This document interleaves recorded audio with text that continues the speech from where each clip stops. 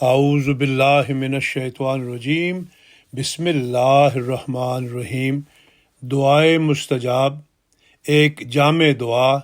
روزنامہ الفضل انٹرنیشنل، ہفتہ 16 دسمبر 2023۔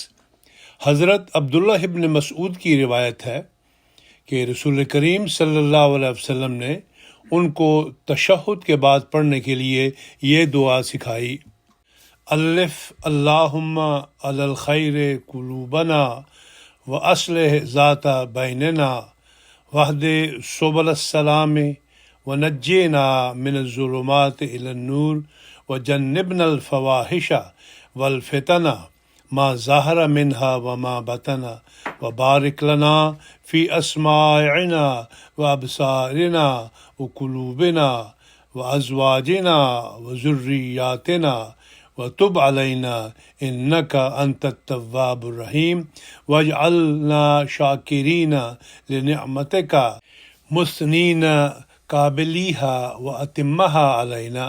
ابو داؤد کتاب الصلاۃ، باب تشہد۔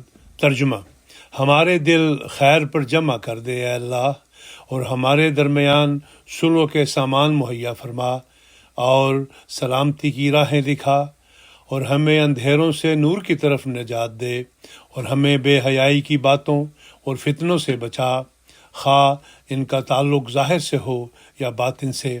اور اے ہمارے رب، ہمارے کانوں، آنکھوں اور دلوں میں برکت دے، اور ہماری بیویوں اور اولاد میں بھی برکت عطا فرما، اور ہم پر رجوع برحمت ہو۔ یقیناً تو بہت توبہ قبول کرنے والا اور بار بار رحم کرنے والا ہے۔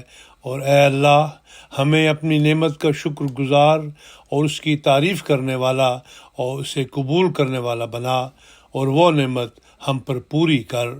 خزینۃ الدعا، مناجات رسول صلی اللہ علیہ وسلم، صفحہ نمبر 14 و 15۔